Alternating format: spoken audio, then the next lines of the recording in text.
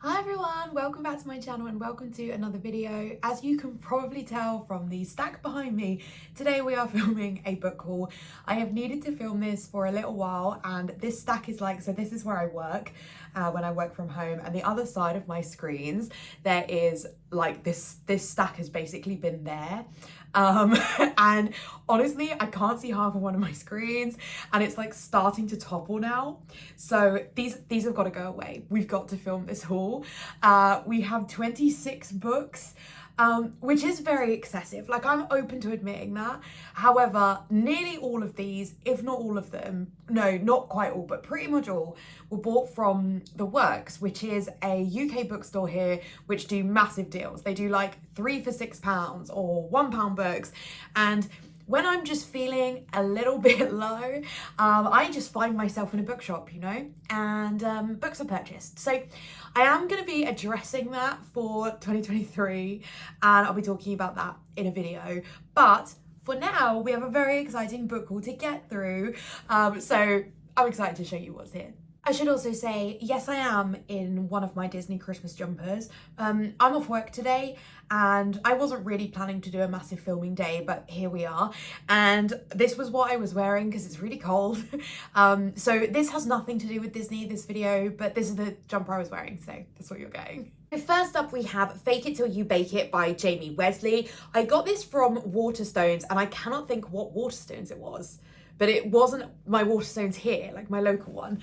If I step foot in a Waterstones, I feel like I need to buy a book. So that's where we are. But I do feel like this one is very much my kind of book. It is a TikTok recommends book. I'm not on BookTok, so I have no idea what is recommended really. I just find that out through YouTube. I haven't seen this one mentioned yet, but I kind of had a read of the blurb and I was like, no, this is very much my kind of book. So I figured I would get it because this is, I don't know, it just feels very me. So basically we have Jada and Donovan, and Jada refuses a proposal on TV. And so she's, you know, suddenly like everyone's aware of what's going on in her life. And so she goes back home to lay low, and she ends up working at a bakery that's recently been opened by Donovan, and that someone mistakes them for being a couple. We've got fake dating in here, people. I'm excited. I love fake dating tropes. And so they decide to basically lean into that because they think that it can kind of rehabilitate Jada's image and to help the bakery get off the ground. It's a romance, you know where things go from here. So I'm very excited to read this. Also, oh, this is a nice flippy edition. I think, yeah, it was published in New York, so very nice, very nice. That's going to be an exciting one to read. So that is Fake It Till You Bake It. I should have said at the beginning of this video, you can tell I'm out of practice, we're starting with the romances. That is a huge chunk of this. So that's where we're starting. And these ones, as far as I'm aware, are kind of adult romances, and then we'll go into some YA. I'm also not including Fairy Loot and Illumicrate books here. I've actually unsubscribed from Fairy Loot, which is like just money related. I'll talk about it more in another video, I think. And Illumicrate, I often skip the box. So, but I do have some books from there. I never kind of remember at what point I should show them in these videos. Anyway, next up we have Josh and Hazel's Guide to Dating by Christina Lauren. This is one that was £3. And this is one that I've seen mentioned a lot on YouTube. Not necessarily positively all the time, but I thought for £3 I would pick it up. Basically in here we have Hazel, who is a kind of the type of personality who always seems to kind of, she considers herself a lot. She's sort of always getting herself into kind of quirky situations. And Josh and Hazel have been friends for a really long time, but Josh was with someone else and that relationship has kind of gone wrong. And so Josh and Hazel are now setting each other up on a series of really bad dates, but kind of underneath that are maybe realizing that they have feelings for each other. I have read 2 Christina Lauren books so far. I read, what is it called? The Soulmate Equation, which I absolutely loved, was like an easy 4 stars for me. And then I read The Unhoneymooners, which I did not particularly enjoy. I didn't hate it or anything, but I didn't enjoy it as much. So I'm very interested to see what I think, because I'm trying to sort of understand whether Christina Lauren was a one-off for me in The Soulmate Equation, or whether they are authors, because it's like 2 authors that write together, whether they are actually authors that I will really like and can put there as sort of someone that I can go to for, in the main, loving their romance books. So yeah, interested to get to this one. This is Josh and Hazel's Guide to Dating. Next up we have Love Lessons in Starcross Valley by Lucy, the sticker is over it, Lucy Knott. So this was one of those 3 for £6 deals in the works. And this, I believe, is a sapphic romance. So we have Marnie and Nova, and Marnie has a breakdown of a marriage and is kind of looking for a new start, goes to Canada on a kind of whim, and she meets Nova, this nerdy, dinosaur-loving person, and they have a fantastic day, but it's just one day. And a few months later, when Marnie is back home, she runs into somebody, which I assume is Nova, and is sort of figuring out her feelings from there, and you know, can she sort of take a chance when she's decided she doesn't believe in love? I think this cover is absolutely beautiful. I am such a cover buyer, I have to say, and I think this is just absolutely gorgeous. It's very autumnal, and I really need to read this month. I'm filming this in November. I don't think this video is going to come out till December, but I feel like I really need to read this because it's really autumnal, and if I don't read it this month, when am I going to read it? So I do think this needs to be a priority. I'm telling myself that. Oh, it's got little like flecks of light. This is so stunning. I'm probably gonna hate it. I'm starting to realize that like there are a lot of books that have covers like this that I then don't like. We'll talk more about it in an unhaul video, but this is absolutely gorgeous. So I'm hoping I'm gonna love it. I have no idea what any of these books are rated as, I have to say, on Goodreads as well. I don't sit there going through Goodreads when I'm in a bookshop. I will just buy based on the cover or the blurb or whatever I kind of feel like. So that sometimes is problematic. I end up picking up like low rated books, but I really don't necessarily rate consistently. I would much rather buy something based on like what I feel about the book. So hopefully I will love this one and it won't just be a cover buy. So that is Love Lessons in Starcross Valley. What a cute title. Next up we have By Another Name by Lauren Kate. This is another buy from the works. And this is Noah and Leonie. This gives me kind of Emily Henry vibes a little bit because we've got a book story. So Leonie is an editor who works with author Noah, but Noah writes under a more female leading pen name, and so Leonie's been convinced that Noah is like a middle-aged woman, and she's obsessed with Noah's books and like lives her life by them. Then discovers that Noah is a man, and so is quite thrown by that, but also Noah is having writer's block, and this affects Leonie's career, and so she needs to help Noah to you know, get back on track with his writing. So they spend some time together to try and sort of bring some ideas for the books, and we see where things go from there. I think this sounds really cute. It does sound very Emily Henry. Maybe it'll make me cry less than Emily Henry though, and it's quite a bit shorter, so this should be like a relatively quick read without spoiling the book for myself. I just want to, oh, it's one of those books that has like a book club discussion guide in the back. This has, no, let's keep going, like 270 pages ish, so that's good because a long book, I struggle if the book is long because I only really read on my commute, and so I kind of need the book to be a bit quicker to still feel like I'm like hitting my Goodreads goals. So yeah, a short book is good for me. So yeah, excited to read this one. So that is By Another Name. This one is absolutely filthy at the bottom. I don't know how well you can see that, but that's grim. But it was just £1, so. So next up we have A New Life for Ariana, Byrne. Look at that, or Byrne, I don't know, but that £1 sticker is just like right over it. So I didn't get this in the deal, I don't think. I'm pretty sure I got this one for £1. This is by Liz Hurley. Basically, Ari's parents die when she's quite young, and so she has to become the carer for her four little sisters. And she then discovers that she's the Right Honourable Lady de Foix, Countess of Hiverton, so basically owner of a Norfolk estate. She has no idea how to be someone in charge of an estate, and so she's kind of navigating that with the help of her gorgeous neighbour, Sebastian Flint Hyssop. I don't think I would have picked this one up unless it was £1. I'm gonna be honest. Now I'm reading the back, I'm thinking, does this one sound like something I'm gonna enjoy? I have to also say that since picking some of these up, I've read a few more of these kind of British romances, and I'm getting more of a feel for what I do and don't enjoy. So this is going to be interesting. It might not be one that I prioritize, but it was only £1. And so, you know, I have too many books to read. I don't really need more books regardless of them being £1. But hopefully at some point this book will be the right book for me to read and I will enjoy it. It's maybe it'll give me Bridgerton vibes or something. I don't know. But that is A New Life for Ariana. Byrne. I don't know how to say that last name, but you can't even read it because of the £1 sticker. Next up we have Italy Ever After. I couldn't think how to pronounce Italy then. Italy Ever After by Leonie Mack. Again, we got a lot of stickers that are covering this one. This is also a glossy cover, which I am not a fan of. I much prefer a matte cover, even though you get fingerprints all over it. I just feel like it's going to be weird holding a glossy cover. So I don't love that, but this was also only £1, so it was a winner. So in this one, we have Lou and Nick, and Lou has had a kind of really bad divorce. She's really lost her love for love, and she doesn't really know who she is anymore. She has the opportunity to accompany her daughter Edie on a music camp to Italy, and she ends up forming a friendship with Edie's music teacher Nick, and you know, it's kind of what they both really need right now, but it's then figuring out, can it last beyond the summer? How is Edie gonna feel about her mum being with her music teacher? I don't know. I think this is gonna be interesting. This kind of gives me like kind of like Parent Trap Disney Channel movie vibes, which I'm a fan of. So yeah, I think this should be good. I'm obviously going to be saving this for the summer. I say obviously, I guess I could read it anytime, but I think this is much more of a summer book. It's really got a beautiful summer cover. So although some of the font choices on this are probably slightly odd. But yeah, I'm excited to get to this. I don't think I would have paid more for £1. I think that sounds really rude, but like the way that this font is just almost feels like it's like been put on in like Word or something. But anyway, I think that the premise of this story sounds really cute. So yeah, excited to read this one. This is Italy Ever After.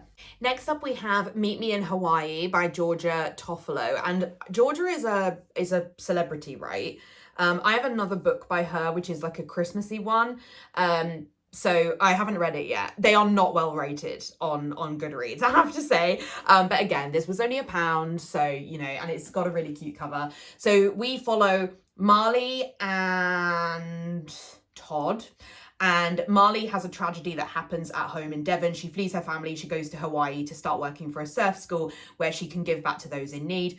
Todd, I think, runs this surf school or is working with a foundation that works with the surf school. And he's had a very difficult childhood, sort of being moved around foster homes. Marley saves Todd, and so the two of them sort of a spark ignites, but Marley's sort of figuring out whether she can put her past behind her and, you know, start to love again. So yeah, reading the cover, again, is not one that I'm necessarily particularly drawn to, but you know, for £1 winner, and also it's good to have some summer books. I don't think a lot of the romances I have now are particularly summery, and particularly if you're doing like a TBR game that has prompts, you need some seasonal books. So this is probably a good one to have. We'll see how we get on. So that is Meet Me in Hawaii. Next up we have Snowfall over Halesmere House by Suzanne Snow. She has a Christmassy name in a Christmassy book. That's so fun. This book is really cute. I don't think you can tell, but it's got like layers of glitter on it. It's very cute. So we have Ella and Max in this one, and Ella is given an opportunity to go to Halesmere House in the Lake District. Oh, I said it more casually then, so let's assume that's how you say it. And she's going to be kickstarting the artist residence there. I feel like my mum would like this book.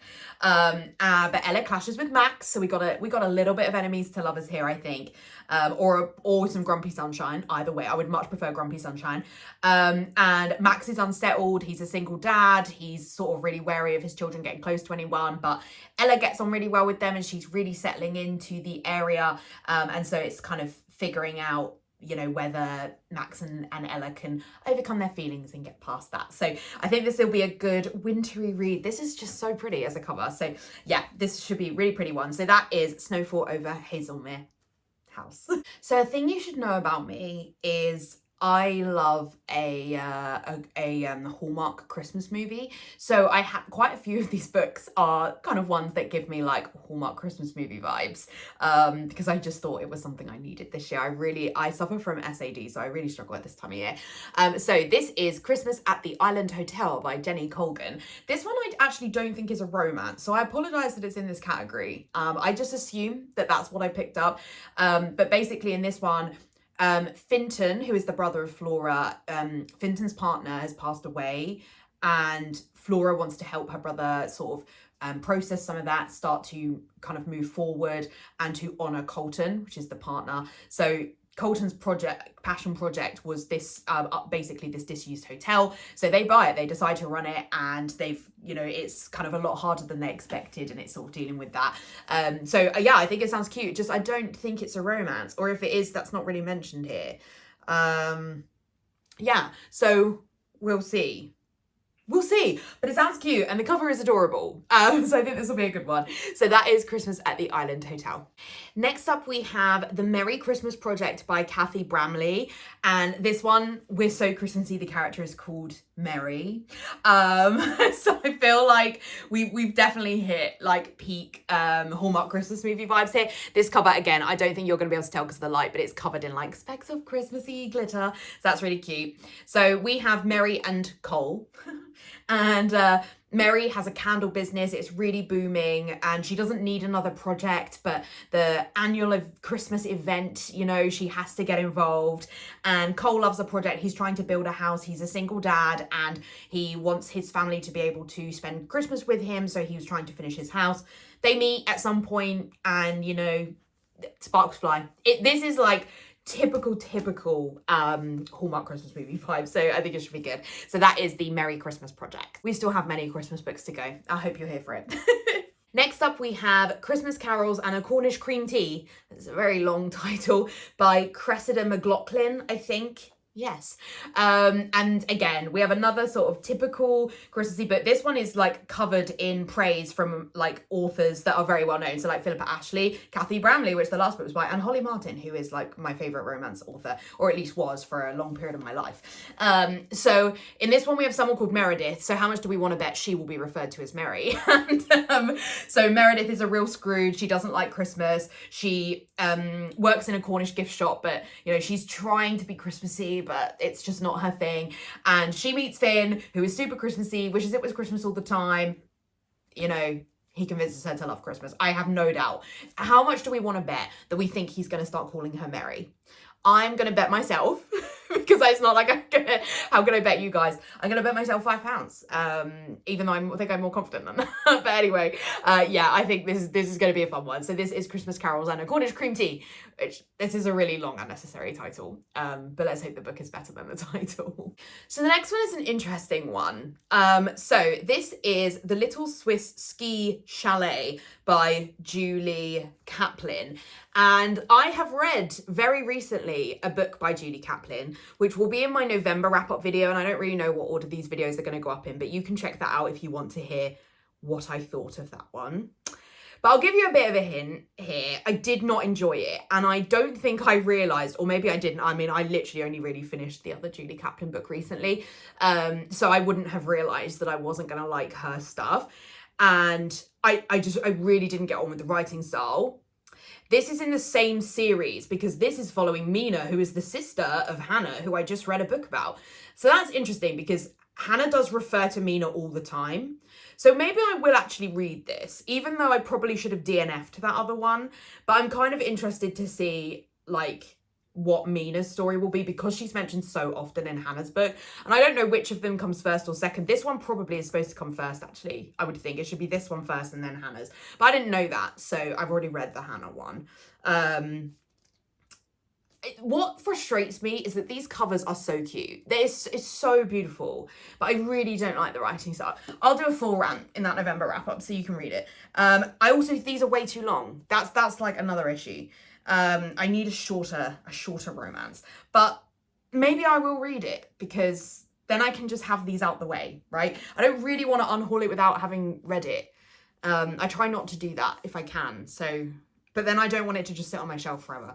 We'll see. Anyway, that is The Little Swiss Ski Chalet. Again, these titles are like, I understand there's like a million books out there. Well, I mean, way more than that. So it must be difficult to come up with titles, but some of these are like real mouthfuls. The Little Swiss Ski Chalet. Next up, final romance, and the final sort of Christmassy one for this video. No, that's a lie. That's a lie. This is One Night in Edinburgh by Nina. Okay, I will take all of these stickers off, but I wanted to sort of prove the point I haven't actually spent a fortune on all of these. So yeah, I think this one is a good New Year'sy one. So Steph runs into Jamie on the streets of Edinburgh during Hogmanay. That's how you say that? Hogmanay. Yes, Hogmanay. And they really hit it off, but it's one night and Steph goes out of her way to track Jamie down. When she does, he doesn't really want to see her. And she, you know, but then they kind of run into each other again. She discovers something about Jamie. They start to be able to sort of see whether there could be any future for them, or will it just be one night in Edinburgh? So yeah, I think this is a fun New Year's one. I've never really seen a specific New Year book, so I thought this would be a good one. So I need to try and read this around New Year though, because what happened this year is I had the X-Hex, which I wanted to read at Halloween, and I started it on Halloween and finished it several days into November. So in an ideal world, I would get to this one a little bit quicker. But yes, I think this will be a good New Year'sy one. So that is One Night in Edinburgh. And the end of the adult romances. So we're going to move on to YA romances now. So the first YA romance we have is Love in Winter Wonderland by Abiola Bello. And I really wanted to pick this one up after Yauk. We got given a little booklet by, so who's the publisher for this one? Simon & Schuster, a little booklet which had an like a little part of this book in it. And I didn't read that excerpt. I just saw the cover. It didn't have this, it just kind of had this part. And this is just, I love everything about this cover. And so I just thought that reads like a Hallmark movie. I definitely want that. I'll get it. Now that I know this is about to sound very silly, because I understand I was at a young adult literature convention, but a lot of the books actually were adult. Okay, I didn't realize it was like YA, like that they are set like 17 and 18, and I didn't know that, to be honest, which I know is silly. Okay, I hear it. So I didn't know that. Like when I've read the blurb, because the blurb I think is on the back of this little excerpt, and it's like it does not read like these are 17 and 18-year-olds. And I don't mind that. I've just read another book, which I'll talk about in a second, because it's part of this video. Maybe I should have done that one first. Which is also about 17, 18-year-olds. I loved My Mechanical Romance, one of my favourite books of the year. I actually do like 17, 18 romances. So I just think my issue with this one, so I'm like 50 pages into this one. So you can watch my November wrap up to see what my full thoughts on this video, on this book, on this book. But I think my sort of more issue with this is it's a UK book, and it feels a little bit close to home to be reading a book about like UK college students, and these students are sort of having an experience I didn't have. Like I was like the nerdy person that didn't drink and didn't go out, and there's quite a lot of that even within the first 50 pages of this. There's quite a lot of them going out and drinking. I haven't spoken about but this is not a review. Okay, sorry. So basically we have Trey and Ariel, and Trey is very popular at school. He's dating the most popular girl at school, who's kind of horrible.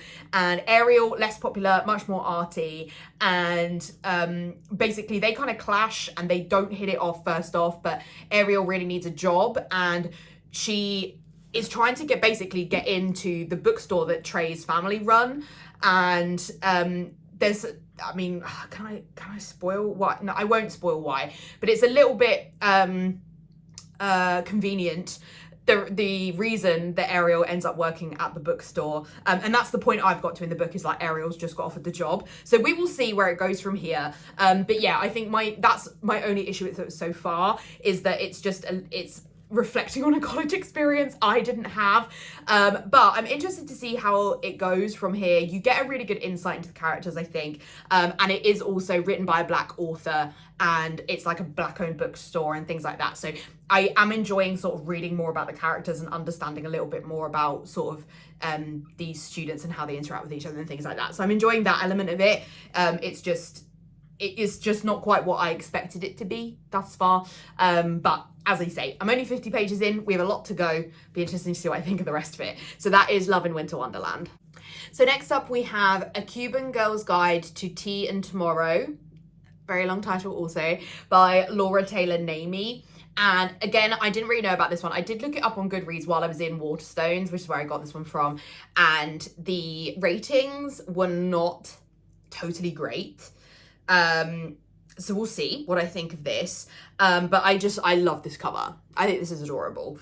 So yeah, we'll see. I think it has been rewritten since it was initially published as well. So I'm interested to see what people think, because I think there were some elements of problematic writing in here. But basically Lila is, she wasn't expecting to spend a summer in England. She's not loving it. She's really missing Miami, but she meets Orion, that's not a name we have here.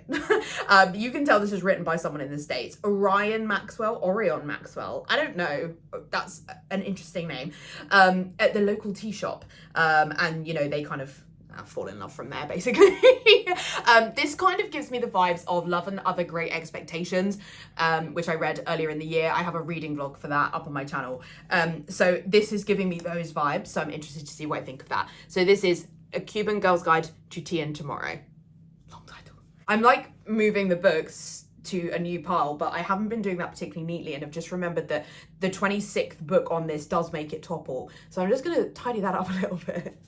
Next up we have The Upside of Falling by Alex Light. This is a Wattpad book. I don't think it's self-published though, because it's like Harper Teen, so I don't think it's self-published. But I saw this one in Barnes & Noble when I was in the States, and I really wanted it. It was like the book I wanted. I was still thinking about it when I came home, but it was $17 over there, and I got it for, it wasn't as cheap as I'd wanted it to get. When I'd looked on Amazon while I was in Barnes & Noble to like figure out where I was getting a good deal and where I wasn't, and I had to put a lot of books back. It was like £6 on Amazon, so I was like, great. When I actually came to order it, I think it was like $8, but still, that's like standard UK price, really. Why was it 17 though? It's $12 here. But even then, that would have been £12 in UK money. So I got it for a better deal over here, but it did take a while to come. But as soon as it came, I was like, I need to read this. So I won't do this as a wrap-up video because I need to do that in my November video. But basically, this is Becca and Brett. And Becca is super nerdy, doesn't really get on with anybody. At high school, her best friend has already graduated, and she's just trying to survive the final year. And she has an ex-friend, Jenny, who Jenny decided to get popular and they fell out. And Jenny is mocking her for being single, and Becca kind of stupidly says she has a boyfriend. Jenny says, who? And Brett, who sits in front of her in English class and is the most popular guy in school and is a jock, steps in and says, yeah, it's me. They kiss in the corridor. And they basically agree that there are reasons that both of them can gain from them fake dating, so they decide to fake date. And as I said earlier, I love a fake dating trope. So yeah, I won't give my thoughts on this. I'll actually save it for the wrap-up video. But that's cute. So that is The Upside of Falling. And that is all of the YA romances. So now we're going to move on to some middle grade. I've never read a middle grade. Like, obviously when I was in middle grade. But I've never read a middle grade as an adult, and I own a lot of them now. And I have this weird block about reading middle grade. YA, great. I'm in my YA era, I think. Like, I think if I was going to write a book, sometimes I think YA is what I would write.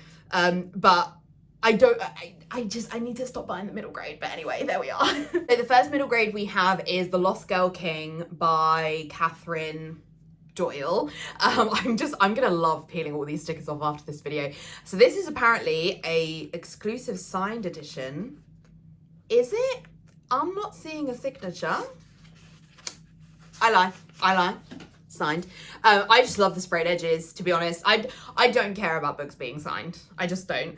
But I do love a sprayed edge. So I think this book is so cute. I think I had intended to read this in the autumn because it's very like Halloween-y colours, but Halloween's been and gone. So that's fine. But we have Amy and Liam who go to their grand's house in Ireland for the summer. It's really cute because it's like got kind of these island vibes. So they stumble across a waterfall between worlds, but when they go into the magical land, they discover something is very wrong, and Amy and Liam get roped into their holiday becoming this impossible quest where everything is at stake. It sounds adorable. Someone please convince me to start reading middle grades. I think I would love them. I just have some weird block. But anyway, that is The Lost Girl King by Catherine Doyle. I blame the next purchase entirely on How to Train Your Gavin. This is Frost Heart by Jamie Littler. So Gavin is a massive fan of Frost Heart, and this is kind of what he always recommends for reading middle grade.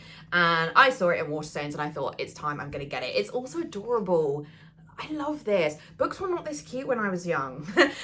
So we have Ash, who is waiting for his missing parents at the monster-infested Snow Sea with his grumpy guardian Yeti, and it's discovered like accidentally that he has magical powers, and then he's whisked aboard the Frost Heart, which is an explorer sleigh with a daring crew who need his help. Sounds adorable. I think it's illustrated as well. That's so cute. It's illustrated. Oh, cute. Okay, I'm really gonna try and read this, I think in January. I think my Christmas TBR is gonna be too ambitious to get through to include this. But this is January vibes, right? January vibes. I'm manifesting it. So that is Frost Heart. This is another How to Train Your Gavin recommendation. This is Pages and Co. Tilly and the Book Wanderers by Anna James. And Anna is a friend of Gavin's. And this book is following Tilly Pages, who's lived above her grandparents' bookshop ever since her parents died. One day, her favourite book characters come into the bookshop and she discovers that she can go into their worlds, and she's kind of hopes to discover the mystery of like what happened to her mum. And this is a series, I think there's like 5 or something. I'm really hoping this is the first one though. I'm really hoping. Anna also has amazing hair. Does it have... No, it doesn't have a list of other books by Anna, so that implies this is the first one, right? I really hope this is the first one. But this just sounds adorable, and again, being a middle grade, it's a quick read. Have we got... That page is black. Some of the pages are like black pages, and they have illustrations too. Middle grades are so cute. So yeah, this is another one I'm really hoping to get to. I'm not sure when, but I really love the idea of this one, so this sounds great. So that is Pages and Co, but it's Tilly and the Book Wanderers. Next up, I'm pretty sure this one was recommended by Gavin as well. That's where I get most of my middle grade recommendations from. This is Front Desk by Kelly Yang. I picked this up from Waterstones as well. I'm just going to read you the blurb because I think it's very short and it summarizes the book well. So Mia Tang has a lot of secrets. She lives in a motel, not a big house. Her parents hide immigrants. She wants to be a writer. It will take all of Mia's courage, kindness, and hard work to get through this year. Will she be able to go for her dreams? Very cute. And there is a second one out as well where I think Mia starts playing football or something like that. So yeah, I think this is cute. It came well recommended. It has like 50 chapters, 60 chapters, but it's short, right? It's middle grade, but 60 chapters, wow. But yeah, I've seen this one recommended. I think the cover is absolutely stunning. I'm excited to read this one. So that is Front Desk. This one I'd seen a few times in Waterstones and hadn't picked it up and then decided to pick it up. I don't think I've seen this one recommended, but this is Ghost Cloud by Michael Mann, although now I think that Gavin maybe mentioned it, but I don't think that was like, that happened after I purchased it. So this is basically following Luke, who is forced underground of London, and he's shoveling coal because he was kidnapped, and there's lots of other children there as well. Luke befriends a ghost girl called Alma, and then he discovers that he also is kind of half human and half something else, and he then discovers the like terrible truth of what's happening to the children who have been kidnapped, and he wants to save them. This gives me kind of his Dark Materials type vibes. So yeah, and I just think, again, the cover is absolutely stunning. I think middle grade books are just so beautiful now. So yeah, I think this one should be fun. This is Ghost Cloud. So this one was totally a sprayed edge buy. But look at this. This was the Waterstones like exclusive edition, and it was like the special book of the year, so of the month, sorry. And so you can get their bookmark as well. I'm really struggling to find this on Goodreads though, and I'm not really sure why that is. But this is Fireborn, 12 in the Frozen Forest by Aisling or Aisling Fowler. And I mean, I just had to. This is January vibes as well. So this one follows 12, who's given up her name to train in the art of fighting monsters. But her friend is taken, so she sets off on a journey to find her with Dog, which I think this is Dog. And so it's a kind of, yeah, children's fantasy story. She wants to change that will change her life, her name, and her entire world when she's on this adventure. So I couldn't not buy it. This is very chunky though. But the writing is quite large, so maybe I'll get through it quicker, but it's a very chunky one, but it's just absolutely gorgeous. Like, this is like kind of Fairy Loot level, but almost better. You know, I would say this is like on par for me with like Daughter of the Moon Goddess. I just think it's absolutely stunning. So I could not buy it because I can't not buy a book that's this beautiful. So that is Fireborn, 12 in the Frozen Forest. That power's gonna fall, it's gonna fall. We've only got like 4 books left, hopefully it won't. So I'm gonna do the next 3 together, which are the first 3 volumes of Spy Family, which is a manga. I always said manga, but because I watch a lot of American booktubers and they say manga, I now say manga, but manga. And this is my first ever manga, so that's exciting. And I've just seen this recommended everywhere, so I wanted to pick this up. My brother reads loads of manga, I forget that I'm gonna have to read it backwards, right? Yeah, it's gonna be so interesting. I'm really excited to sort of see how I get on with it. But yeah, loads of people love this. They love the art style, they love the story. Basically, it's about a spy family. So a spy is called Twilight is trying to break into an elite private school, and the assignment is to get married and have a kid in order to be able to do that. And so it's I think it's probably kind of got found family tropes a little bit, and these are the spies and stuff. It took forever to get these. So I bought one from Waterstones, and then they didn't have 2 and 3, so I got those from Amazon. And 2 and 3 came so quickly. And then Waterstones, I ordered this at like the end of August, and it came like a few weeks ago. I don't know what was going on with Waterstones. I think from what I heard, they were having like issues with their internal systems, but it took months to come. Good thing that I had a lot of other stuff to read, right? It just took forever. But yeah, I'm excited to get to this because I think people have really recommended it. It'll obviously be a quicker read because it's a manga rather than a book, you know, so yeah, I'm excited. So that is the first 3 volumes of Spy Family, and this is by Tatsuya Endo. I'm not gonna place them on the pile because the pile doesn't look okay. Anyway, this one should be pretty quick for us to talk about. This is Lore Olympus Volume 3 by Rachel Smythe. I have Volume 1 and 2. I've only read 1. I really enjoyed it. I don't know why I haven't read 2 yet. These only really it takes me longer than it takes other people to read these. It takes me a couple of hours, but I could just get through them. Like, I need to start thinking of that Goodreads goal. I'm gonna hit my Goodreads goal, so I'm all good. But I could really up the number if I got through a few more of my graphic novels. But anyway, I'm obviously not going to talk about volume 2 and 3, but you've probably heard of these. If you haven't, it's a Hades and Persephone retelling. Hades is, you know, in the underworld. It's a grumpy sunshine. Persephone is a real light, bubbly personality, but she's also a lot younger than Hades, so there's elements of immaturity, and she's sort of being shown by the other gods how to kind of settle into the world. It's this kind of modern retelling in many ways. They have like fast cars and mobile phones. The art is beautiful. They are proper hardbacks, like, yeah, heavy duty. But yeah, really stunning. I'm very excited to read volume 2 and volume 3, but that is this is volume 3 of Lore Olympus. And that, my friends, is the end of this video. So yeah, as I said, I will be talking at some point in a video about some of my plans for 2023 and how I'm gonna get this book habit on track, because I don't have room for all of these. I already have a stack of books in the living room, and I have a stack next to that of books I plan to unhaul, but that's like a stack that's just on the floor. And then I have, you know, we're getting some books that are starting to like not fit on the shelves, but I need to figure some of that out. So I'm probably going to film that as a video, so have a look out for that, of me trying to move some of these books onto the shelves in some way. So hopefully you will enjoy that. I will do my best to kind of list these books in the description down below. Also in the description you will find a link to my Goodreads, a link to my Instagram, and a link to my planning channel, which is the other hobby that I have. So yeah, do check that out if you're interested in planning type content. Otherwise, I'll see you in my next video. Bye. How am I gonna put these away?